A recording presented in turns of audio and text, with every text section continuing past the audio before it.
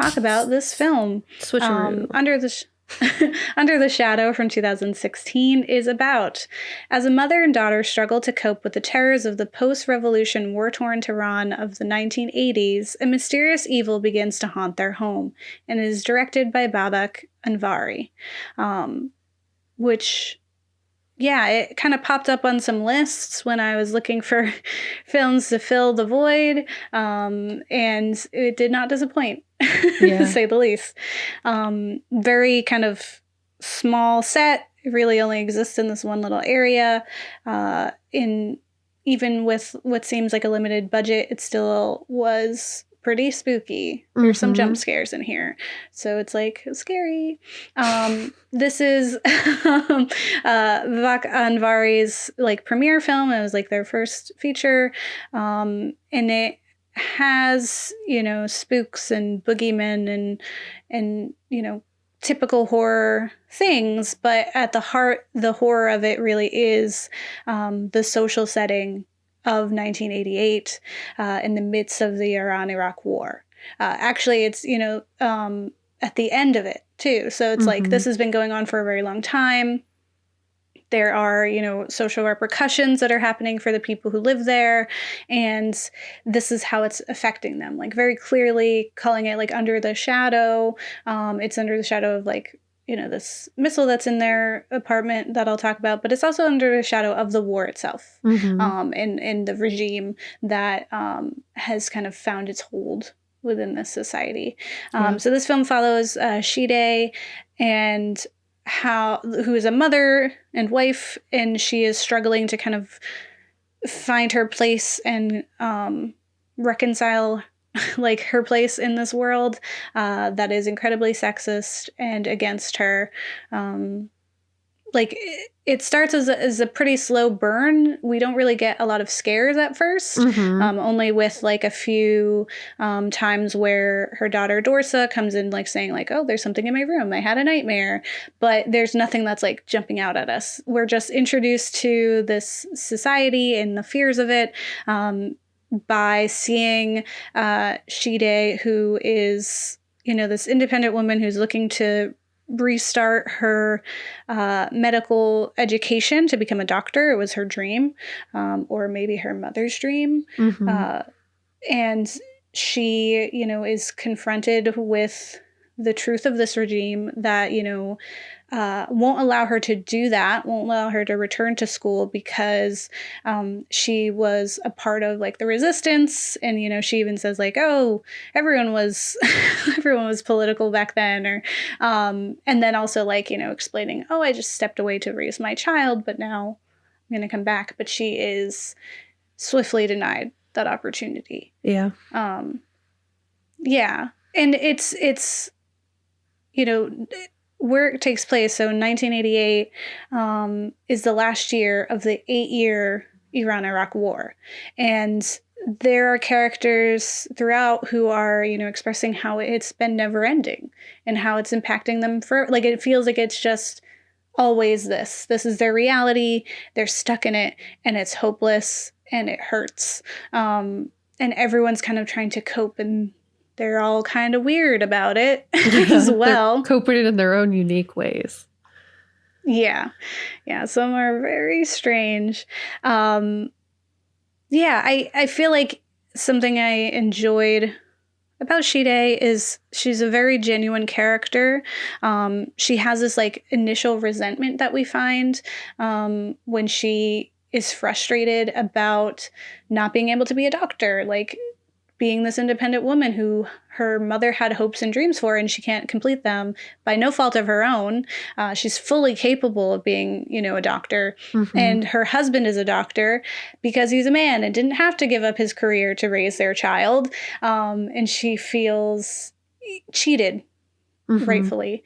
And at times is kind of like bratty about it. Yeah. But I think like after that scene where she's kind of denied and she kind of walks through, we get this landscape, and she comes home and she removes the hijab and then just kind of falls back into her role as mother and wife. And she's very bitter and spiteful about it. And I felt so much like she rightfully deserved to feel bitter and spiteful about it.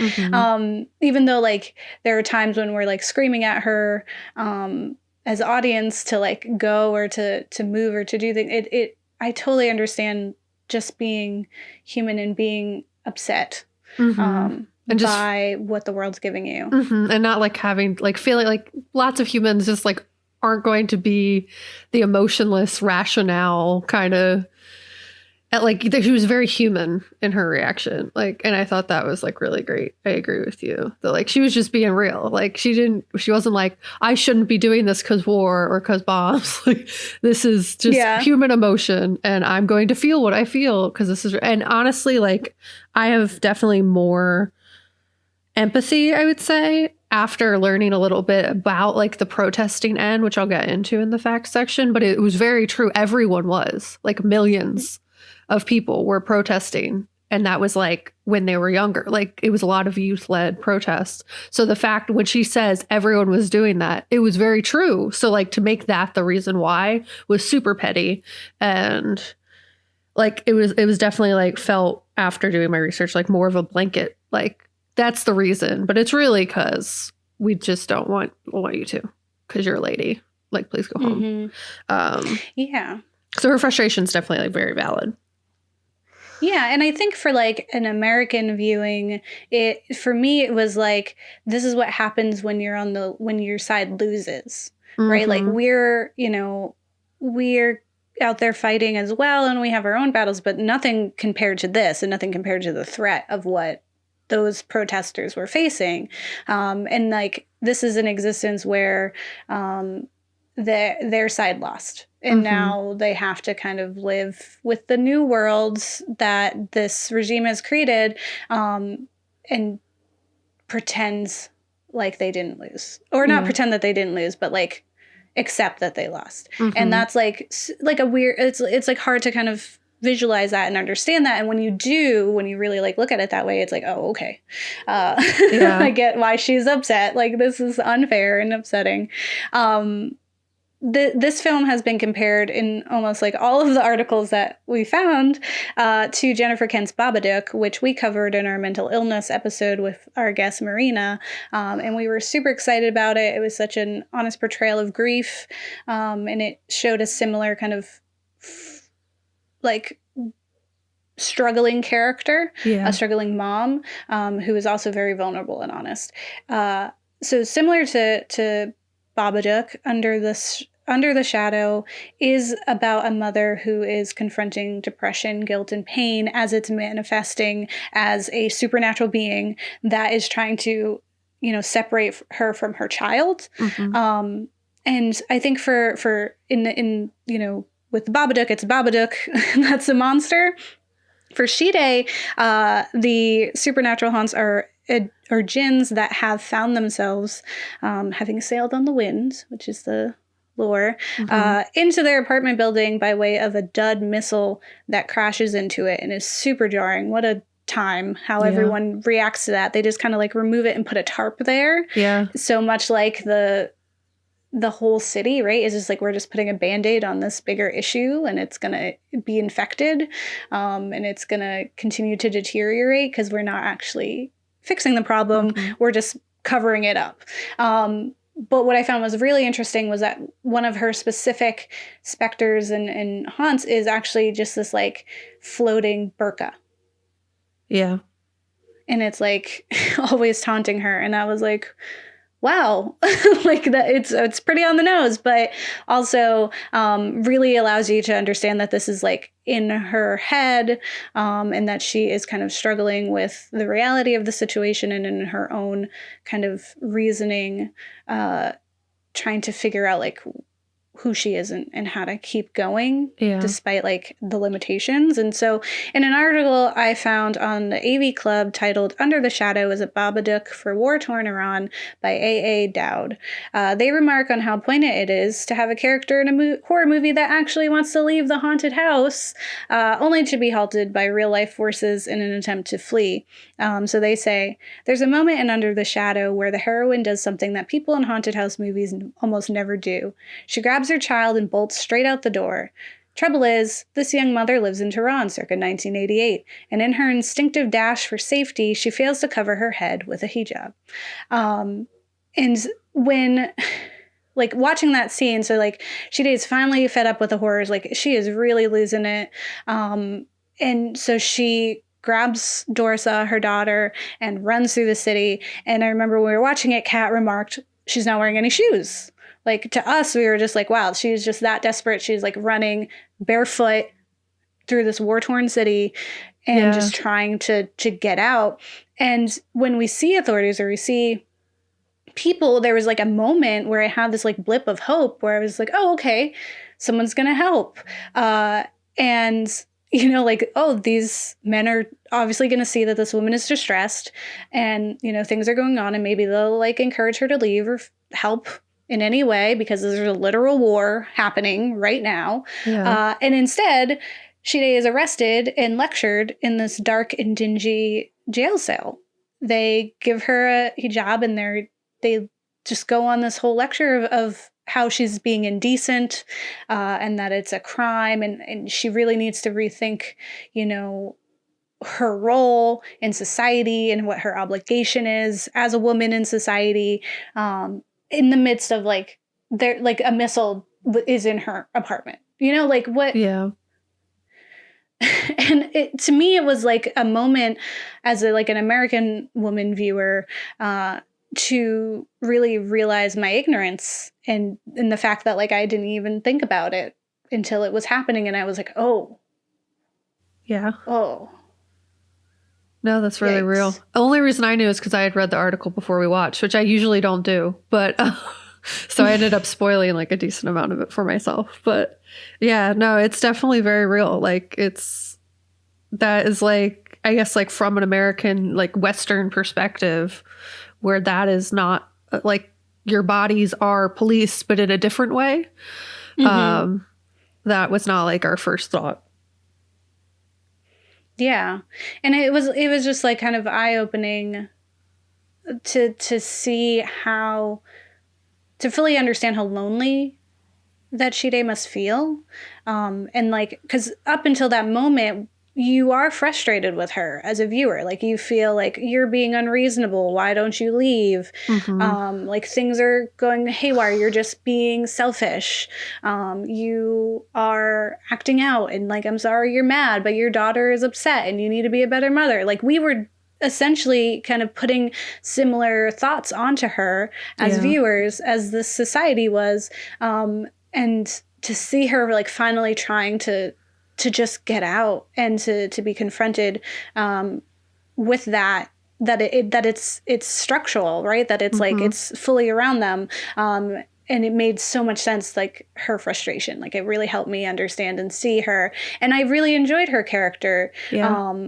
You know, even in the beginning when she's lashing out at her husband, like I kind of like it was sucky to say, like I don't think she regrets having her child, but she regretted that it was looked on to her to be the person who has to give up their dreams to raise her. Mm-hmm. Like, and that was like the issue. It wasn't like, you know, I don't want to do it. It's like, why isn't it even thought of that you should do it?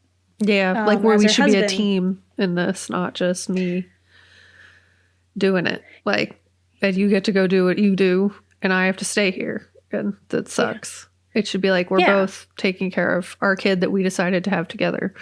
Mm-hmm. Yeah. And that it's like a decision. Like it never was a decision for her. It was expected, and so she just had to do it. And even so, like there's like she has this kind of complicated relationship with her husband where they clearly love each other and they've been together for a long time. And at some point he probably did support her dreams and had these ideas, and he just understands that the state of the world right now isn't that way. He also had like a line where he kind of scolds her for having been political, and is, you know, essentially like, well, you wanted to do that back then. I told you not to. And it's just like, yeah, that's easy for you to say, because those things weren't going to affect you. And look what happened, even though we were fighting. Yeah. Like we knew it was going to be bad, and it was, and it is. And now I have to live with that. And like you scolding me for it is not helping. Yeah. Dorsa, their daughter, also like clearly has a closer relationship with the father. Like in the beginning, she calls out to dad when she has a nightmare. And it isn't until dad is actually out of the picture and called away so that he can serve as a doctor in the war effort that she calls out to her mother at all. Like there's this separation even though she's there. And I do feel kind of like Shide might hold Dorsa a little responsible for like not having her dreams. But again, I think it's a bigger issue than that.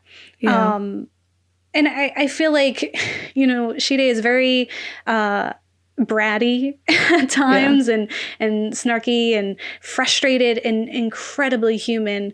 And I think similar to Amelia and Babajuk, she is a human first and a mother second. Yeah. You know, she is like herself, and then she is also a mother, which is like in film and media, like when we see mothers, they have to be the mother or they're bad. Like you're a bad mother if that's not your entire life. Like if that's not your whole existence, you've transformed, you no longer exist as a woman, you're just a mom. Yeah. Which is a very unfair expectation to put on a human being. Yeah. Yeah. Yeah. And that's like, I think the expectation of this like perfect mother or like an obligated mother to kind of just put her own selfish desires, or just desires, not even selfish, just literally her desires aside to just be the mom figure is like the heart of the problem and like at the, you know, the crux of this film. Because to me, it's like, why can't Amelia and Shide be frustrated? Yeah. Why can't they be sad that they lost opportunities? Why can't they mourn the loss of things like either dreams or their husband or what have you?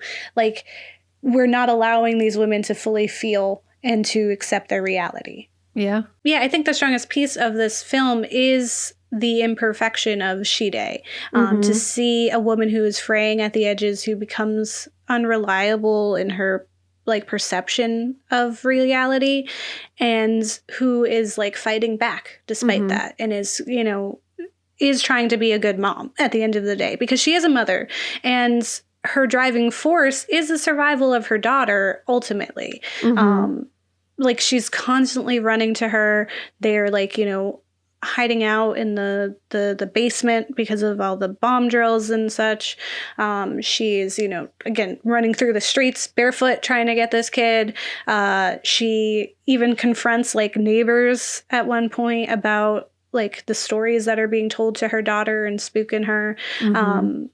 You know, and is begging her daughter to just please forget the doll so we can go. We have to get out of here. But even still accepting that was keeping her daughter. Like she could have very easily just took the kid and forgot about the doll, but she didn't. She kept looking for the doll. Yeah. I probably would have been looking way sooner than that, but she was, you know, because I mean, you're a parent, right? It's just like, it's just a doll, right? Yeah. But still understanding that it was more than just a doll to Dorsa. And so she knew that she needed it in order to proceed, and that Dorsa was kind of dealing with the neglect, or not even neglect, just like the misunderstandings of her mother and kind of feeling inadequate to her mother in this way. Yeah. And so Shide had to kind of confront that first in order to be able to escape.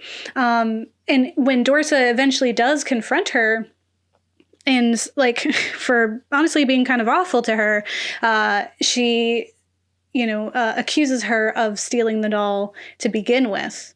And Shide just very honestly says, I might have. I do not know. Yeah. And like really just acknowledges that she is losing the plot and is kind of unreliable and unsure of what's happening in her life, and has this very vulnerable and honest moment that adults don't always give themselves when talking to young people, and like especially your child who's supposed to see you as like this god, right? Like parents are supposed to know everything, and she's very much just like, no, I am not perfect, but despite that, I love you. And I'm going to do whatever it takes to protect and save you, because that is my job. And like, and I think that was such a great moment to have in a film like this, to show how how much of a mother she really is at the end of the day, because she was. Yeah. And even still, like, being a woman first kind of thing, she really was working to protect her. And you know, we don't, like, for her to be able to be honest, and like the fact that she is a real mother who can make mistakes, that's not a thing that our heroines in films are usually afforded. They have to like uphold this very specific vision. And so to have someone who's just like got ups and downs being the person that we're following was really refreshing. And later finding, you know, that the djinn ultimately doesn't have any power over her because it took what it perceived was her prized possession, which is a medical book with the letter from her mom inside. But her real prized possession is Dorsa. And so it's like, ultimately, you cannot have any power over me because those are just things. This is my kid. That's what it is. And in that same article from AV Club, a dad goes on to say, the threat isn't just to the life of a mother, but to the future of her child who might be swallowed whole by the repressive mores of her culture, the alternative parent hoping to raise her. And so I feel like Shide finally comes to terms with the loss of her dreams, and instead, like her mother did for her, wants to push the opportunity for dreams onto Dorsa. And the only way they're going to do that is if they survive. And so instead of running away from the djinn, like they're not just running away from the djinn. Right? They're running away from the expectations and limits thrust upon them by the regime that were intent on making them victims and intent on keeping them contained and feeling lost. So at the end of the day, they have each other, and really survival is the ultimate goal. Yeah, and I would say, like, you get this very much like she's fighting. She's not just, like, taking it sitting down, you know what I mean? And I remember I actually have a quote that I didn't think I'd be able to fit in my section, but works perfectly for right now, from the director, is that there's, like, a misconception about Iranian women. People think of them as oppressed, ready to be victimized, but Iranian women always fight back. There are so many restrictions in Iranian society, but they never sit back and just accept them. Shide was inspired by my mother, the other woman I knew when I was growing up. Her strength is a tribute to them. So, like, the character is doing that for very real reasons, and, like, she was not taking that standing down because she's a person too. Yeah, it was good. It was a good film. Yeah, absolutely. Yeah, she definitely was just like, it was still temporary, right? Like, it seems like a never-ending war, but it really is temporary. Like, the whims of society and politics are going to change. So at the end of the day, I'm just going to keep going and, you know, instilling the same power that I have into my daughter, in hope that she can kind of break free of it. For sure. I can't believe this was their first film. Their first feature. That's amazing. Like, very well done, especially for first film. They also did Wounds with Dakota Johnson and Armie Hammer, and I didn't love that one. Armie Hammer is the canceled man. Yeah, he's super canceled. Yeah. Like, gross. In that film, I get it, because he was practically playing himself, which is trash. So it's a weird thing for you to go from something like this to that, which was like kind of deflated. We probably will never cover Wounds because it's just nothing there. Nothing. It's disappointing.